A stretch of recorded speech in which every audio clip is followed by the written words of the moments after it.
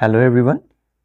আজিৰ এই ভিডিঅ'টোত আমি 26 নৱেম্বৰৰ পৰা 2 ডিচেম্বৰলৈ ইম্পৰ্টেন্ট কাৰেন্ট এফেয়াৰ্ছৰ প্ৰশ্নসমূহ আলোচনা কৰিম। গতিকে আহক আমি প্ৰথম প্ৰশ্নটোলৈ আগবাঢ়ো। আমাৰ প্ৰথম প্ৰশ্নটো হৈছে Which community celebrates ৰংকেৰ পূজা in Assam? কোনটো সম্প্ৰদায়ে অসমত ৰংকেৰ পূজা উদযাপন কৰে? শেহতীয়াকৈ অসম চৰকাৰে ৰংকেৰ পূজাক এটা ৰেষ্ট্ৰিক্টেড হলিডে হিচাপে ঘোষণা কৰে আৰু ইয়াৰ ফলস্বৰূপে অসমত হলিডেৰ সংখ্যা 36টালৈ বৃদ্ধি কৰা হয়। গতিকে এই প্ৰশ্নটোৰ উত্তৰটো হৈছে কাৰ্বি সকলৰ দ্বাৰা ৰংকেৰ পূজা উদযাপন কৰা হয়। আৰু এইটো মনত ৰাখিবৰ কাৰণে আমি এটা ট্ৰিকৰ এপ্লাই কৰিব পাৰো। ট্ৰিকটো হৈছে ৰংকেৰ শব্দটোৰ আমি যদি শেষৰ তিনিটা আখৰ কে ই আৰ লওঁ আৰু তাক আমি যদি কাৰ বুলি ভাবি লওঁ আৰু কাৰ্বি সকলৰ আমি কে এ আৰ এই তিনিটা আখৰ যদি আমি লওঁ আৰু দুই ফালৰ পৰা যদি আমি মনতে মিলাই লওঁ তেতিয়া আমি সহজে মনত ৰাখিব পাৰিম যে ৰংকেৰ পূজা কাৰ্বি সকলৰ দ্বাৰা উদযাপন কৰা যায়।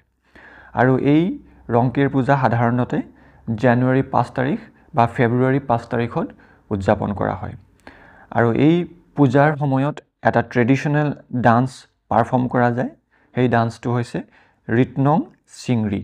ৰিটনং চিংৰি হৈছে সেই ট্ৰেডিশনেল ডান্সটো যেটো ৰংকেৰ পূজাৰ সময়ত পাৰফৰ্ম কৰা যায়। When was Gurudev Kalicharan Brahma born? Gurudev Kalicharan Brahmar কেতিয়া জন্ম হৈছিল? গতিকে অপশনছ বিলাকৰ ভিতৰত শুদ্ধ অপশনটো হৈছে 18th এপ্ৰিল 1860।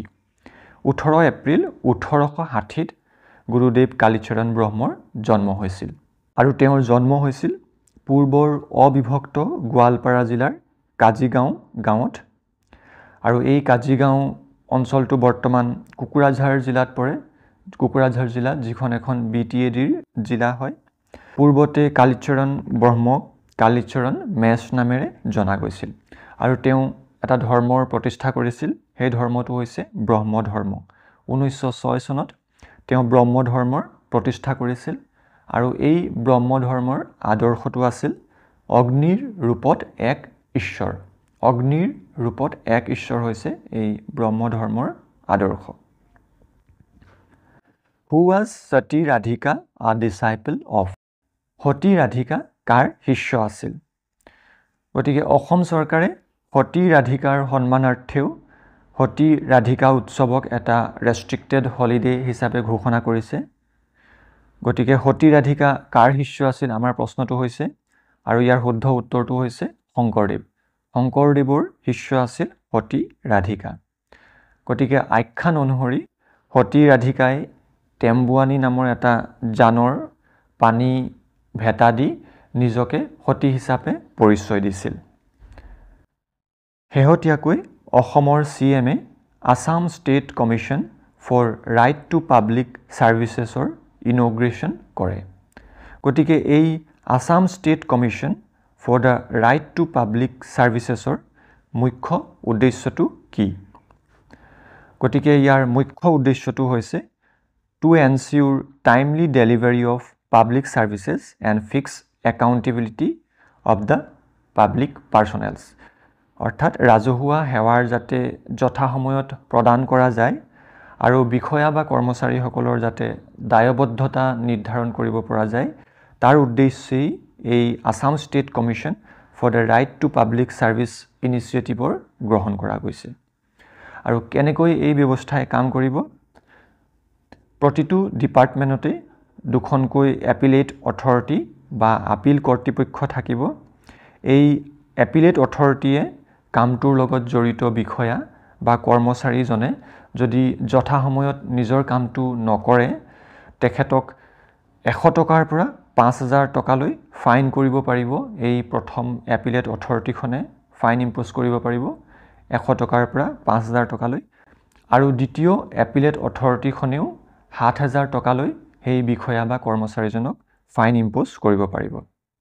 আৰু পীড়িত ব্যক্তি অৰ্থাৎ যিজন ব্যক্তিৰ কামটো হোৱা নাই তেখেতে ডাইৰেক্টলি কমিশ্যনৰ কাষ চাপিব পাৰিব বা এই দুয়োখন এপিলেট অথৰিটিৰ যোগেদিও কমিশ্যনৰ কাষ চাপিব পাৰিব। Where was the 12th edition of the International Tourism Mart held recently.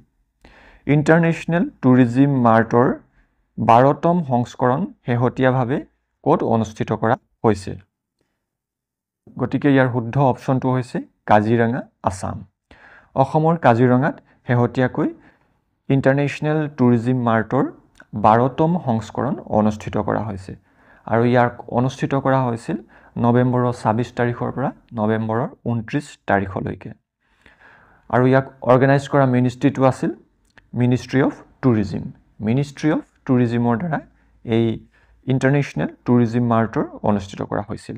কাজিৰঙাত ইয়াক অনুষ্ঠিত কৰা হৈছিল। শেহতীয়াকৈ ৰাষ্ট্ৰীয় দুগ্ধ দিৱসত পশুপালন আৰু পশু চিকিৎসা বিভাগৰ মন্ত্ৰী অতুল বৰাই কোনটো মোবাইল এপ্লিকেশ্যনৰ মুকলি কৰে? গতিকে শুদ্ধ অপশ্যনটো হৈছে গোপাল তথ্য। এই গোপাল তথ্য মোবাইল এপ্লিকেশ্যনটো লঞ্চ কৰা হয় ৰাষ্ট্ৰীয় দুগ্ধ দিৱসৰ দিনা আৰু এই মোবাইল এপ্লিকেশ্যনটো স্পেচিয়েলি ডিজাইন কৰা হৈছে পশুপালক বা খেতিয়কসকলৰ বাবে।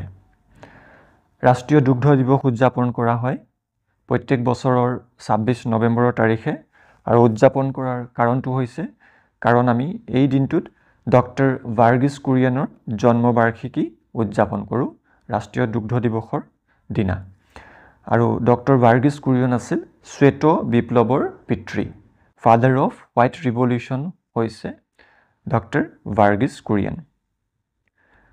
Where is the 10th India International Science Festival 2024 being held? India International Science Festival 2024 দশম সংস্কৰণ ক'ত অনুষ্ঠিত কৰা হৈছে? শুদ্ধ অপশ্যনটো হৈছে IIT গুৱাহাটীত।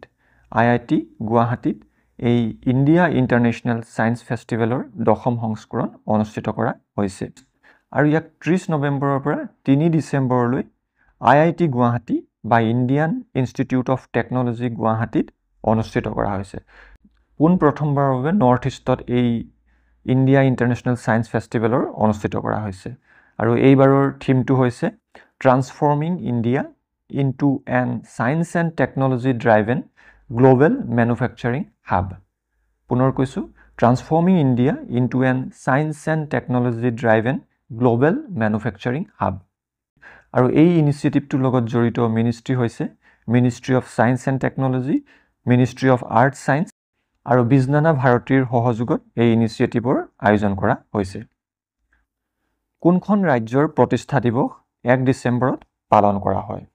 গতিকে অপশ্যনছবিলাকৰ ভিতৰত শুদ্ধ অপশ্যনটো হৈছে নাগালেণ্ড। নাগালেণ্ডৰ ষ্টেটহুড ডে বা ৰাজ্যৰ প্ৰতিষ্ঠা দিৱস 1 ডিচেম্বৰৰ দিনা উদযাপন কৰা হয় আৰু নাগালেণ্ডখনে অসমৰ পৰা পৃথক হৈ এখন পৃথক ৰাজ্যৰ মৰ্যাদা লাভ কৰিছিল 1 ডিচেম্বৰ 1963 চনত, 1 ডিচেম্বৰ 1963।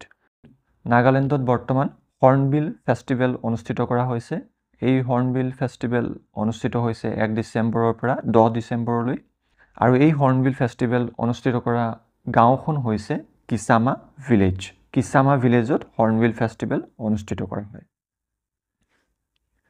ৰিচেণ্টলি কেন্দ্ৰীয় চৰকাৰে ওৱান নেশ্যন ওৱান ছাবস্ক্ৰিপশ্যন ইনিচিয়েটিভৰ কথা ঘোষণা কৰিছে। এই ওৱান নেশ্যন ওৱান ছাবস্ক্ৰিপশ্যনৰ জৰিয়তে এতিয়াৰে পৰা ৰিচাৰ্চাৰ্ছসকলে জাৰ্নেলছ বা অন্যান্য ৰিচ'ৰ্চ পেপাৰৰ বাবে বিভিন্ন চ'ৰ্চৰ যোগেদি তেওঁলোকে পৃথকে পৃথকে ছাবস্ক্ৰিপশ্যন লোৱাৰ প্ৰয়োজন নহ'ব। বিশ্বৰ বিভিন্ন পাব্লিশ্বাৰ্ছ বা ইউনিভাৰ্চিটি আদিৰ জাৰ্নেলছ বা অন্যান্য ৰিচ'ৰ্চ পেপাৰসমূহৰ এক্সেছ তেওঁলোকে এবাৰ ছাবস্ক্ৰিপশ্যনৰ জৰিয়তে লাভ কৰিব পাৰিব। গতিকে আমাৰ প্ৰশ্নটো হৈছে এই ওৱান নেশ্যন ওৱান ছাবস্ক্ৰিপশ্যনৰ যোগেদি চৰকাৰে কিমান টকাৰ অনুমোদন জনাইছে? গতিকে ইয়াৰ শুদ্ধ অপশ্যনটো হৈছে 6,000 crore। 6,000 কোটি টকাৰ অনুমোদন জনাইছে চৰকাৰে এই ওৱান নেশ্যন ওৱান ছাবস্ক্ৰিপশ্যনৰ যোগেদি আৰু ইয়াৰ যোগেদি এতিয়াৰে পৰা ৰিচাৰ্চাৰ্ছসকলে পৃথকে পৃথকে ছাবস্ক্ৰিপশ্যন লোৱাৰ প্ৰয়োজনীয়তা নহয়। তেওঁলোকে এবাৰেই ছাবস্ক্ৰিপশ্যনৰ জৰিয়তে জাৰ্নেলছ বা অন্যান্য ৰিচ'ৰ্চ পেপাৰবিলাকৰ এক্সেছ কৰিব পাৰিব। গতিকে আমি ক'ব পাৰোঁ যে এইটো এটা গভৰ্ণমেণ্টৰ এটা প্ৰগ্ৰেছিভ ষ্টেপ, কাৰণ ইয়াৰ যোগেদি কম খৰচত এতিয়াৰে পৰা ৰিচাৰ্চ এণ্ড ডেভেলপমেণ্টত বেনিফিট বা বুষ্ট পোৱা যাব আৰু আজিৰ ভিডিঅ'টোৰ আমাৰ অন্তিমটো প্ৰশ্ন who is selected as the FBI director or chief in US ইউএছত FBI ডাইৰেক্টৰ বা চিফ হিচাপে কাক নিযুক্তি দিয়া হৈছে গতিকে আমাৰ শুদ্ধ অপশ্যনটো হৈছে কাশ পাটেল কাশ পেটেলক FBI বা ফেডাৰেল ব্যুৰো অফ ইনভেষ্টিগেশ্যনৰ ডাইৰেক্টৰ বা চিফ হিচাপে নিযুক্তি দিয়া হৈছে ইউএছৰ অন্য এটা important position director of national intelligence এই পদবীটো নিযুক্তি দিয়া হৈছে আৰু ইয়াত নিযুক্তি দিয়া হৈছে তুলসী গাবাৰ্ডক নিযুক্তি দিয়া হৈছে ডাইৰেক্টৰ অফ নেশ্যনেল ইণ্টেলিজেন্সত গতিকে আজিৰ ভিডিঅ'টো ইমানেই আছিল থেংক ইউ